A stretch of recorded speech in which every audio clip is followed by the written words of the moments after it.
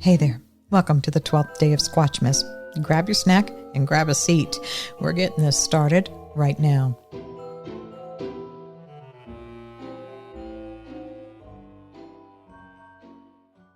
Hello again.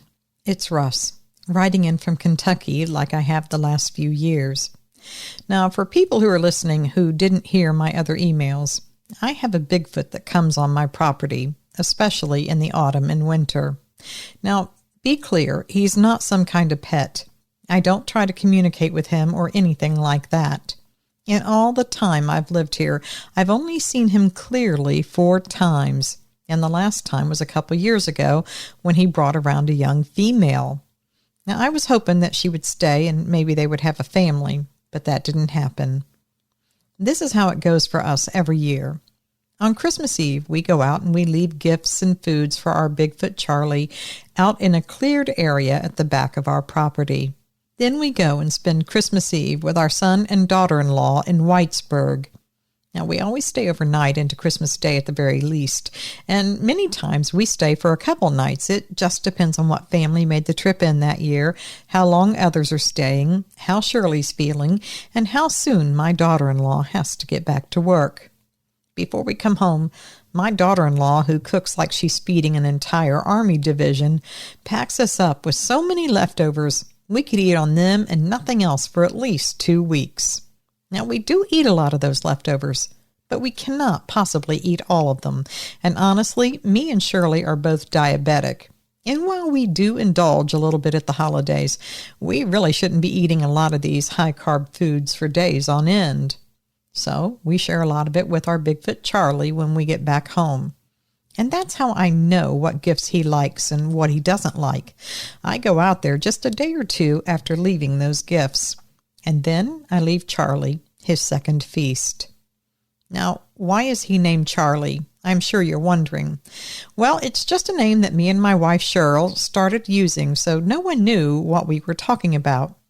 See, we're on a limited income, so we go to thrift stores, yard sales, dollar stores all year round, looking for things that we think he would like. We'll hold something up and ask each other, "Hey, you think Charlie would like this?" We know who we're talking about, but nobody else knows. They have no idea we're shopping for a Bigfoot. Now, last year, Christmas 2024, I told you I was going to have to go do it alone because my wife had that light stroke in early November.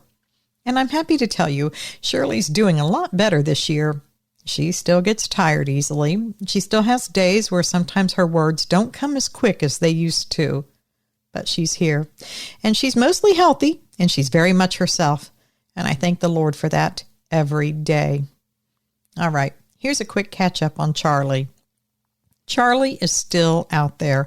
I do know that. You'll find out in a little bit.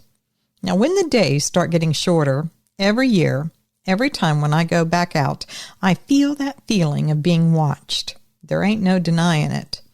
I've often thought he knows when the days start getting shorter that it's getting close to his food and gift time. I don't know if it's hunger or habit or the fact that we've done this Christmas thing for so long that he recognizes the season, but it sure feels like he does. Now, maybe when everyone up and down the road starts putting up their Christmas lights, that's how he knows it's getting close.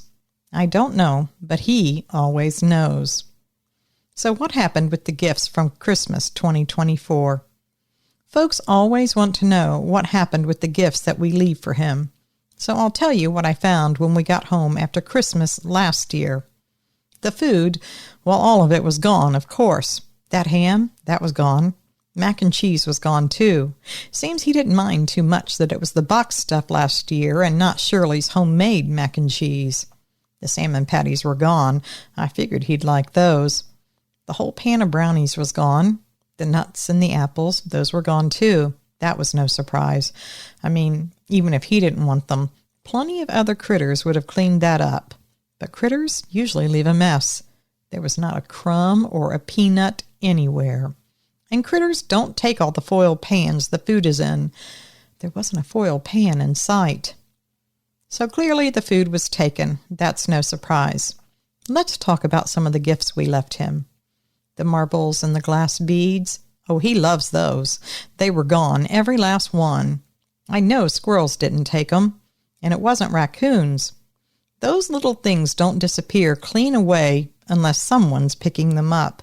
Plus, the marbles were in a vinyl pouch-style bag with a drawstring close. I put that down on the log with the top pulled open so he could see what was in there. Not a single marble was anywhere around. And all the shatterproof ornaments that I hung up? Well, those were gone too. Now, that's the second year I've done those. Every last one was gone. And they weren't just knocked down. They had been pulled down. Some of them, where the limbs were bent, it was clear he had pulled them. There wasn't a single ribbon, not an ornament anywhere in sight. So that's a couple years' worth of shatterproof ornaments and glittery and metallic ribbons that have plumb disappeared. Now, he's taken them somewhere, I know. I keep imagining that someday some poor hunter is going to be walking around out there in the woods, and he's going to come across Charlie's stash of Christmas shiny things. Maybe they'll be hung from bushes or trees, or maybe it's decorating a creepy cave like some twisted horror movie set. Can you imagine what he would think? I just hope that he stumbles onto Charlie's stash of Christmas shiny things when Charlie isn't around. Now, about that stuffed cat. Just to refresh your memory, Charlie loves anything that is cat-shaped. It was gone, as was the gray tabby beanie type of cat stuffed animal I found. It was more realistic with those pretty glass-looking blue eyes. Well, that was gone for sure. I was pretty sure he would take those. He always takes anything that looks like a cat. He's destroyed other things, and he's let me know when he didn't like something, but never the cats. Though he does like them to be more realistic. One year I put out some plastic cat little figurines. That was quite a few years ago. They were like cheap little kids' toys, not very realistic. He moved them around a little bit, but he didn't seem to like them. He never took them. They were still there for months till I took them and got rid of them. But leave him a stuffed toy cat? It's gone. Now for the interesting part. I thrifted a kid's piano last year. It was one of those green plastic little pianos. Looks like a little alligator. Now, when we came home the day after Christmas and I went out to take more food from my son and daughter-in-law's house out to Charlie, the piano was gone. I thought, well, that was that. No, it wasn't. Now, maybe he'd been doing it all winter, and I didn't know because windows were closed.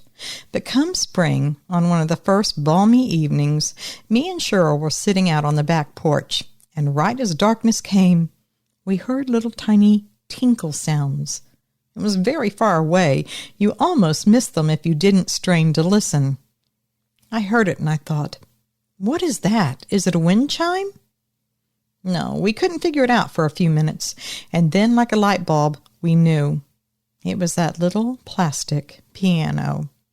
I'm not saying Charlie was out there playing some Beethoven, but the sounds we heard were thoughtful. It wasn't like he was just banging around on it. We would hear single notes. He wasn't playing songs, but he was thoughtfully hitting a key. Then he would pause and hit another key or two. Several times he would hit several keys at once, in a row, and I mean he's not banging on them. He would hit them one after another. Now, if he's been banging on that little piano, it wouldn't have lasted a day. But here it was a couple months later, and I could still hear the little plastic tinkle of that piano. Now, every now and then at night through the spring and into the summer, we would hear those little tinkly notes. But it stopped somewhere in July. I don't know if the piano finally broke or if he lost interest in it. Like almost everything Charlie takes, I never see a single piece of it ever again. I only find the things he doesn't like, the things he throws down into the dirt around the log area, or something he smashes into the mud. I know real quick when he doesn't like something. Now, I also got him one of those old boppets, if anyone remembers what those were. I found it at a yard sale, and I put fresh batteries in it, and I put it out there. Well, that boppet was gone, and I never found it again, not even a piece of it. But the thing is, I never heard it either. But I guess if he figured out it made noise when you banged it on something, it might not have survived the first day or two that he had it. And about the little talking hamster, I had one of those little furry hamsters that when you moved it or picked it up or squeezed it, it would chitter, chatter, and talk. Well, that was gone too. Just another in a long line of gifts that I've given that I've never seen hide nor hair of again. Now, the Matchbox cars, that was a little bit of a mixed bag, so to speak. Quite a few were missing, but a couple were there. And a couple of them, and this is the part that made me laugh even though it shouldn't, well, 3 of them were lined up, nose to bumper, in a perfect little row. And they were all sunk down into the dirt. At the time, it was muddy out there when he did that, most likely. But all I could see of them were the tops of them. Now, interesting side note, those 3 were pickup trucks. Those were the only pickup trucks and probably 20 Matchbox cars I left for him. He took all the other cars. Maybe he associates pickup trucks with people he doesn't like. I don't know. But I'm pretty sure he deliberately stepped on them and pushed them down into the dirt or mud to be like that. Now, one of the biggest surprises for me was the little tiny stuffed Chewbacca that I had found and left out there for him. I wondered how he would react. See, he doesn't like mirrors. He doesn't like things that reflect his face, and he does not like books or pictures of other Sasquatch. So I wondered, how would he react with a little bitty Chewbacca? Not exactly Bigfoot, but not too far from it either. Well, he didn't rip it up, but he didn't take it either. I found it sitting upright, leaning against the log as if someone had set it there thoughtfully, and there was a piece of the metallic ribbon wrapped around it. I'm not sure what that was for. And in front of it was a pile of pebbles. I don't mean they were stacked. They were just piled up in a mound. I left that Chewbacca there, and over the next month, every time I went out there, it had been moved around. Sometimes there would be sticks around it, sometimes rings of rocks. One time I found it sitting propped up against the log again, but it was sitting on a dead squirrel, like it was a cushion. I didn't know what to make of that. Then I went out, and it was gone. Did Charlie take it? Did a stray dog run off with it? I have no idea. And it was a cute little thing, too.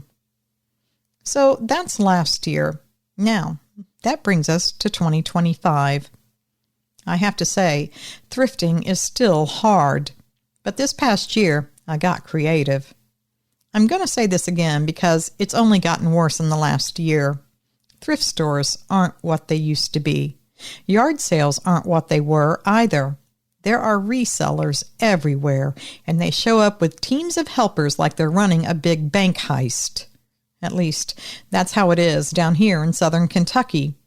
I know because I've gotten to know a lot of the people working the different stores I frequent. I'm in there often, and they've told me they see this. They come in daily, these resellers.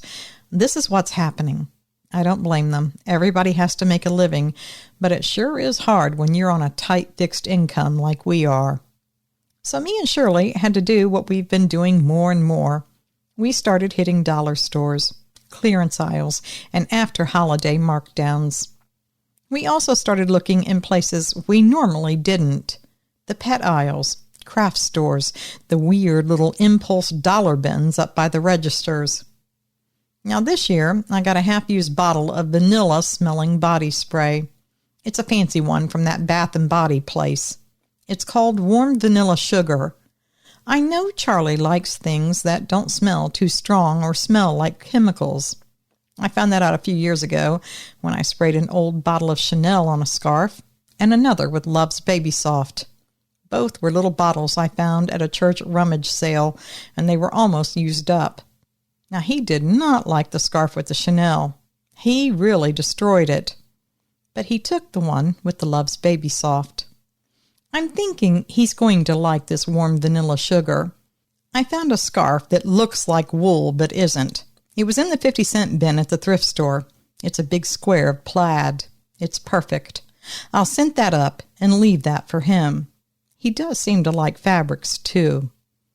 The other thing Charlie really likes are beads and marbles. I've mentioned that before over the years. Now, I didn't find any marbles this year, but I did find something new at a yard sale. Somebody was selling stuff from their wedding, and they had these bags of shiny, pearly-looking, oversized bead rocks. I think she called them vase gems. She said they were in vases on the tables at their reception. Anyway, I got big bags for 10 cents. I liked the size, and I thought the pearly shine of them might draw Charlie's interest. Plus, they make a really neat sound when you clack them together. And I know Charlie likes sight and sound. I did find him some big, oversized craft wooden beads that are meant to make jewelry. I found those in a clearance at the craft store. They're all painted real differently, brightly, too. Thought those might catch his eye. At that same craft store, I found a bunch of jingle bells. They were 4 great big ones sewn onto a card for $1. So I picked up 2 cards. These bells are probably 2 inches in diameter. They've got a good sound to them. Not real tinny, but nice and low. Now, I snagged them after Christmas on markdown last year. Cheryl threaded them on some shiny ribbons, knotted them up with space between them. We'll hang them in the trees with the new box of shatterproof ornaments we got after Christmas last year as well. I'm thinking Charlie will like them. He likes things that make sound. He likes things that are shiny. I think those fit the bill just right. Now, this next one is a bit iffy, but I bought him his own wind chime. I picked one up that has long metal tubes and a round wood disc on top and a round wood disc hanging that will make all the sounds. This is another piece that has a lower, rich sound to it. He doesn't like too many tinkly sounds. I just thought he would like it. I'll hang that in the tree with all the ornaments. We also found a few things at the pet store. The first surprise was a flat, squishy pillow type thing that looked like a real cat. It was photorealistic printed on it. Very, very real. I thought maybe it would be big enough for him to carry, but not too small to get lost. It really looks like a real cat. You have to get up close to see that it isn't. I think he's going to like it. The other thing I picked up on an after-Christmas clearance sale at the pet store was one of those big pet stockings filled with all kinds of things. I got the one for a cat. Now hear me out.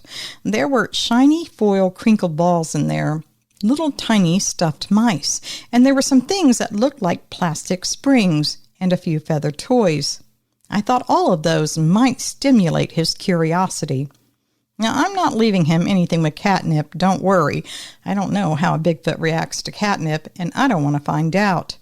But there was a cool little mouse in the stocking that had an opening in his belly.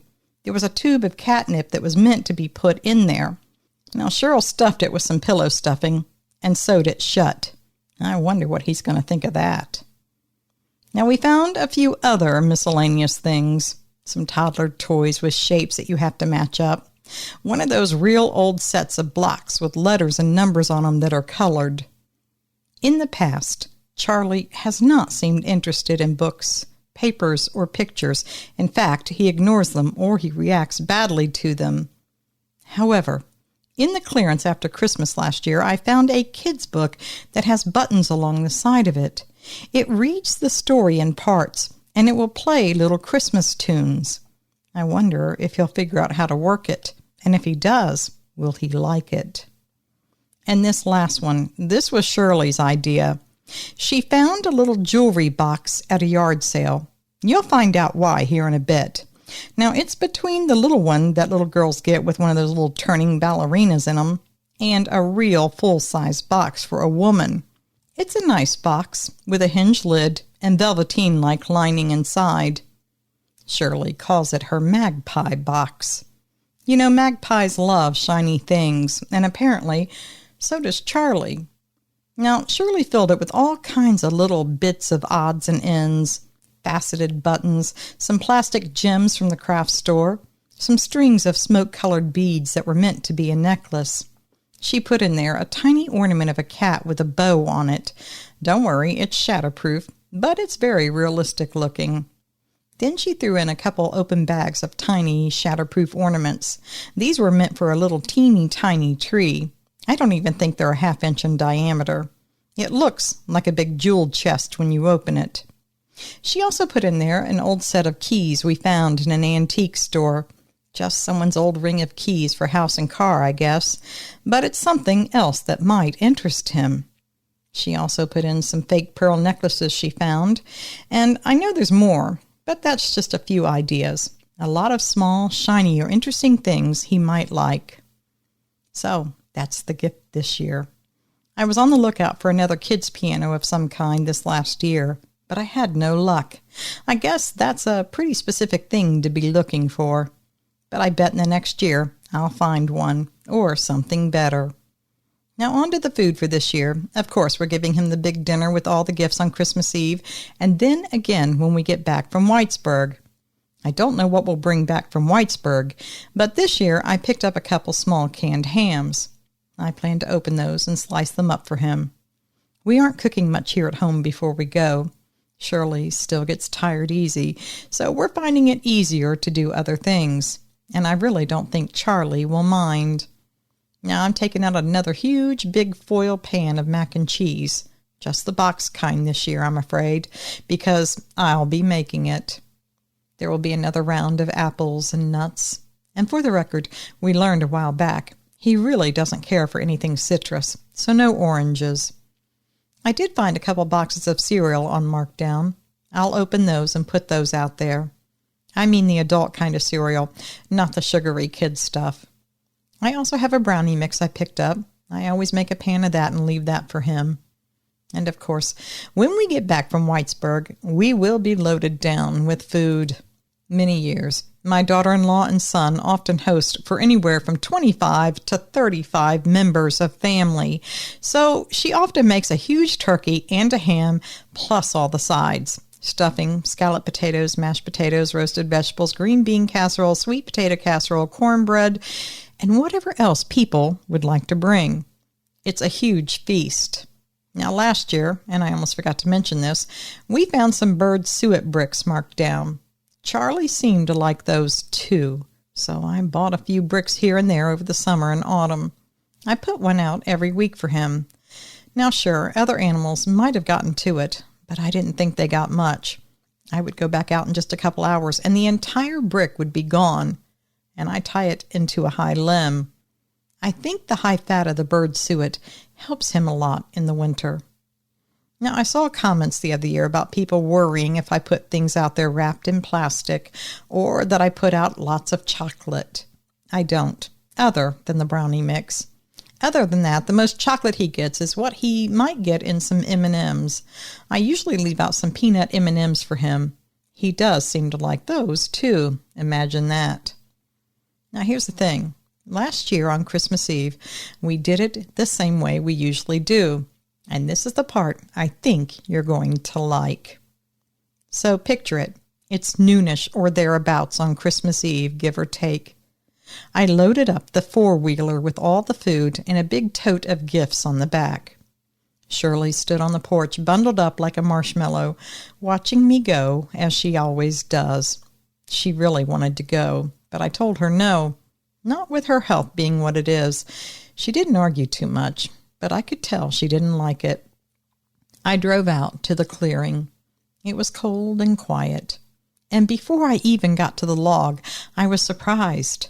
I saw tracks in the ground, clear. They were deep, showing a long stride in a straight line, and lots of them, and they weren't too old. At first I thought, there were different sizes. That can't be right. But there were tracks there, overstepping everywhere. So Charlie had already been there, circling and looking. Now, that was unusual. Usually I had Shirley to watch and make sure nobody was going to sneak up on me. I'm not saying I fear Charlie exactly, but I don't exactly trust him with my life either. Now, usually I never see evidence of him until I come back out after we get back from Whitesburg. But this time he'd come looking early. I shut the four-wheeler off and I just listened. There was nothing other out there than light wind in the trees and some birds. So I started unloading. I set the food out first. Then I started to lay out the gifts, spaced around a little, so I could tell what moved and what didn't when I came back. I hung up the ornaments quickly, and I was just about to turn back to the four-wheeler. I grabbed a tote, and then I heard some branches snapping as if someone was walking on them or through them. I looked around, and I saw Charlie's dark outline about 30 yards away in the trees. He was standing there, trying to blend in with the tree trunks, but I saw him. I froze with one hand on the tote. This was not something he normally ever did. I bowed my head a little, but I kept my eyes on him. Then I backed up to the four-wheeler and put the tote on quickly. I turned around to get onto the four-wheeler, and I saw something. Well, quite frankly, it shocked me. He was not alone. The figure I saw near him was only slightly smaller, but still very big, whereas his little female companion that I clearly saw a couple years back, she was much smaller and looked much younger. This companion was much bigger. This, I am sure, was a full-grown adult female. It was overcast that day, gray and cold, and they were 30 yards, maybe more out from me. I didn't get clear looks. I can't tell you about faces or fur, but they were there all right. So maybe that explained why Charlie was showing up early. He had another mouth to feed. But something about this felt different than when he brought that young female around a few years ago. I've thought about it, and it's still hard to put my finger on it. But something about that female seemed a little aggressive and more dangerous. I got on the four-wheeler, but I didn't crank it up right away. I didn't want any sudden noise. So I eased it, started it, and I rolled out calmly, checking my tiny handlebar mirror till I was clear of the area. Now, we went on to Whitesburg, and we stayed with our son and daughter-in-law overnight as always. Shirley was tired but happy. Family time does her good. We came home Christmas Day evening just before full dark. Next morning, I was out bright and early. Of course, all the food was gone, every scrap. And the gifts? Well, Nance, it definitely was like Christmas morning for him and her. Everything was gone. Now, this was something that had never happened before. Usually, there was always one or two things that Charlie didn't like, and he would leave them behind. Well, maybe we finally got everything just right this year. We got the things he wanted, and none of the things he didn't. And maybe they were things his new lady friend wanted, too. So that's my Christmas 2025 update from last year. So, Nance, Charlie did get his feast, and Charlie has a new friend, though I can't say I've had any proof one way or the other all year if she's still out there. But this year, I'm leaving as much food as I can, and we've tried to increase the gifts as well. That is what Shirley had in mind when she thought of her magpie box. She thought that female might like a little box of shiny things. So, this Christmas Eve, down here in Kentucky, I'll be leaving Charlie and his new friend, if she's still there, plenty of food and gifts. And by Christmas Eve evening, we'll be in Whitesburg with our family. Do think of us, and we'll be thinking of you, Nance, and all the Sasquatch. And we'll keep gifting to our Bigfoot and his friend or friends as long as we can. I do hope to give further updates. I hope she stays. I would love to have a Bigfoot family here. From me and Shirley, thank you for letting us share this Christmas tradition with you again. Merry Christmas to everyone listening. And even if you don't celebrate it, I hope you get a little peace and a little warmth this season. With love from Kentucky, Russ and Shirley. Well, I have to tell you, I love those updates about Charlie. You know, that really is the spirit of Christmas. Russ and Shirley don't have a lot, but they have kindness, and they're happy to share everything they have with others. Now, that's the real gift, isn't it? Now, if you've missed Russ's other emails through the years, or if you just want to listen to them again, I'll have all the links to those videos in the video description below. You know, it's hard to believe this is the end of the 12 days of Squatchmas already, isn't it? And oh, don't be too sad. I'll be back the day after Christmas with a regular video for you. Now, normally I take the week off between Christmas and New Year's, but I don't think I'll do that this year. Just keep your eyes open for videos. Well, my Sasquatch, that's it. It's Christmas Eve, and we here in the Ohio Valley are getting ready for a very warm and wet Christmas. Well, it's more like March out there than December, but I guess we can't always have a postcard perfect white Christmas, can we? Well, I do hope you and your loved ones have a wonderful Christmas and New Year. And if you don't celebrate Christmas, that's okay. I still wish you nothing but peace, love, and a prosperous New Year. And to all my Sasquatch around the world, Merry Christmas wherever you are.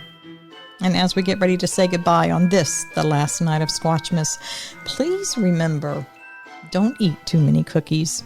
Santa is real, and so is Bigfoot. Merry Christmas, Sasquatch. With love from me, Nance.